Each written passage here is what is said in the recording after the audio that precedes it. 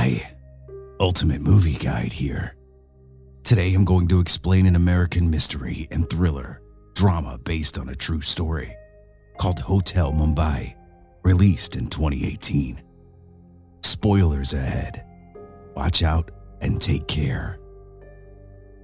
The film opens in Mumbai, India on November 26, 2008. A group of men arrives on a small inflatable raft. Each of them carries a huge backpack and a cell phone with an earpiece. The leader of the group, known as Brother Bull, gives the men instructions. They break off into pairs, get into a taxi, giving different destinations such as the Victoria Terminus, the Leopold Cafe, and the Taj Mahal Palace Hotel. In a nearby village, Arjun, Dev Patel, kisses his pregnant wife and small daughter goodbye as he leaves for work at the Taj. In his haste, he forgets one of his shoes. At the Taj, the staff prepares rooms and welcomes guests from all over the world. Among them is Iranian-British heiress Zahara Nazanin Boniadi, her American husband David, Army Hammer, their infant son Cameron, and his nanny, Tilda Cobham Hervey. In the kitchen, head chef Hemant Oberoi inspects the waitstaff. He notices Arjun in sandals and tries to send him home. But after some convincing, he sends him upstairs to get an extra pair of shoes in his office. On the TV monitor, a breaking news bulletin plays about an attack at the Victoria Terminus. The two terrorists hijack a police car and continue their spree. Zahara and David eat dinner in the hotel's restaurant while Sally stays upstairs to wait for a doctor because Cameron feels slightly warm. Oberoi tells the staff to treat the couple like royalty, as well as another guest, Vasily, Jason Isaacs. The Russian businessman requests a special cognac. Some of the waiters, Sanjay, Gurav Paswala, goes out to buy some. As he walks to the store, he's almost hit by the taxi carrying two of the terrorists. He starts arguing with the driver as the two men leave the car. Inside the Leopold Cafe, tourist Eddie, Angus McLaren, and his girlfriend Bree, Natasha Liu Bordizzo, watch the exchange with mild amusement. They decide to head to the Taj next, so they begin to pay for their meal. The waiter is suddenly shot, and a grenade is thrown into the cafe. The two men enter and begin coldly shooting people. Eddie and Bree escape and run down the street with a huge group of people. News of the attacks is starting to reach the hotel. The staff is worried but try to remain calm in front of the guests. The group runs to the Taj and begs for sanctuary. Hotel manager Dilip Vipin Sharma opens the door and the people rush inside. Among them are four of the terrorists: Imran, Abdullah, Hussam, Rashid. They immediately pull out guns and start massacring everyone in sight.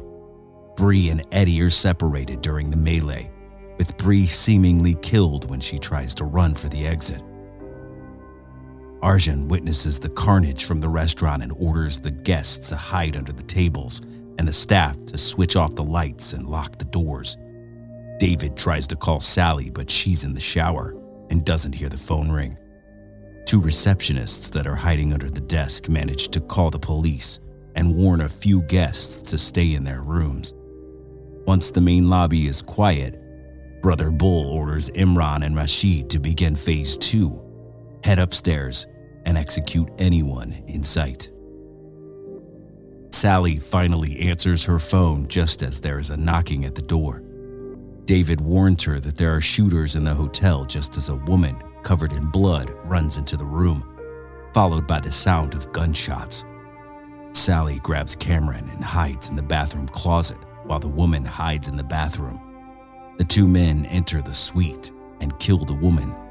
Sally desperately tries to quiet Cameron, who is starting to fuss. They manage to remain undetected, and the men leave.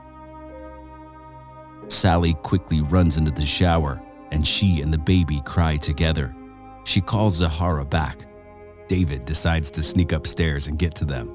He hides in the elevator behind a room service cart, and after a close call with the two terrorists, he successfully makes it to the room. Eddie jumps from the second-floor window and injures himself. As he's carried away, he begs for someone to save Bree, who's still inside. Outside the hotel, the attacks are continuing at an alarming speed. The local police aren't properly trained or equipped to handle an attack of this scale. Their only option is to wait for the special forces from New Delhi, who are about 800 miles away. Arjun's wife watches the news, horrified.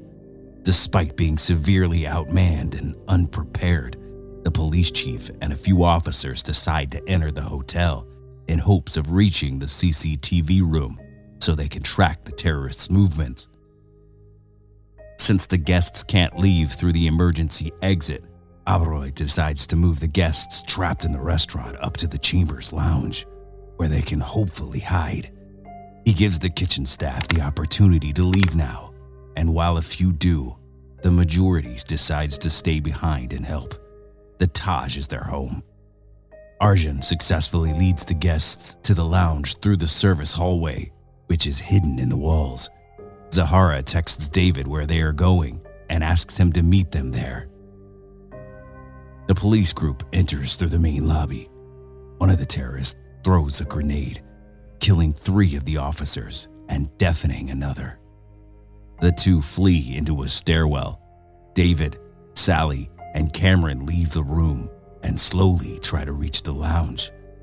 Downstairs, the terrorists find the 2 receptionists and order them to call the people trapped in their rooms. When they refuse, they are shot. In the lounge, a woman overhears Zahara speaking to her mother on the phone in Arabic and accuses her of being one of the terrorists. Vasily tells her to fuck off. The same woman later complains about Arjun's turban, pagri, and beard. Arjun calmly explains to her that his turban is a symbol of his courage, but he's willing to take it off if it bothers her. The woman apologizes. A stewardess enters the lounge with a few more guests. Among them is a severely wounded Bree. Realizing she needs immediate medical attention, Arjun offers to bring her outside through the back stairway. He uses his pagri to help stop the bleeding. They are met by the 2 policemen on the stairwell, and in confusion, Bree runs through the door and is killed by Imran. Brother Bull gives him orders to start gathering hostages, particularly important-looking people. David and Sally reach the 6th floor only to be confronted by Imran. David manages to shove Sally and Cameron inside a utility closet before he is taken hostage. With no inside handle and her phone dead, she is trapped.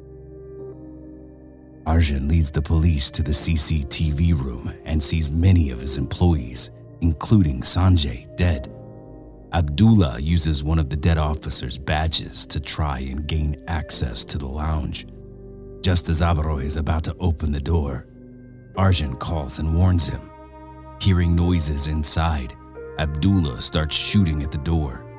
The guests and staff are ushered into the back room. The police order Arjun to stay put and attack the terrorists, successfully wounding Imran before being driven off. Upstairs with David and the hostages, Imran calls his father and tearfully tells him that he loves him.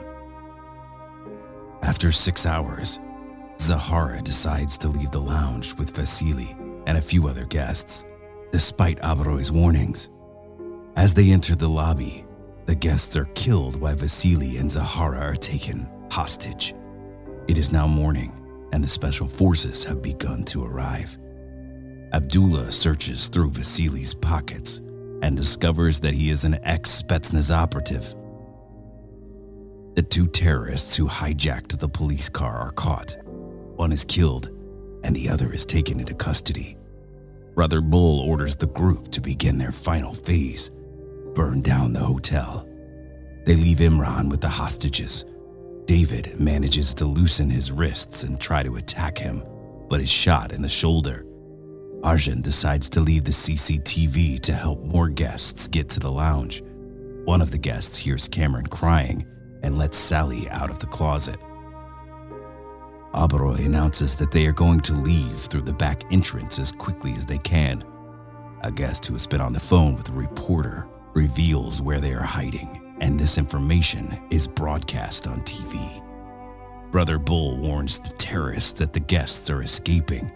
Imran is told to execute the hostages since none of them are important enough.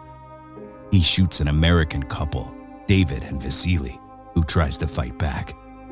Zara tearfully begins reciting Salah, a Muslim prayer. Imran is unable to shoot another Muslim and spares her. The terrorists break down the lounge doors and give chase through the stairwell, shooting a few guests and staff. As they reach the kitchen, the special forces finally enter the hotel and return fire. Arjun runs outside and tearfully embraces Oberoi as their nightmare seemingly comes to an end. Upstairs, Zahara finds the closet that Sally was hiding in. She manages to break the window and scream for help. The terrorists are eventually cornered and killed. Zahara is evacuated and reunites with Sally and Cameron, Zahara's infant son. Arjun returns home and reunites with his own family. The closing text reveals that after 3 days, the police caught and killed 9 of the 10 terrorists. The mastermind of the plan remains at large to this day. Of the 31 people killed at the Taj, half were staff that stayed behind to help the guests. On December 21st, 2008, the Taj was reopened and with Hemant Oberoi's help, restored to its former glory. To this day, some of the employees that work at the Taj are survivors of the attack. Make sure to subscribe and turn on notifications so you can watch more videos like this. Thanks for watching.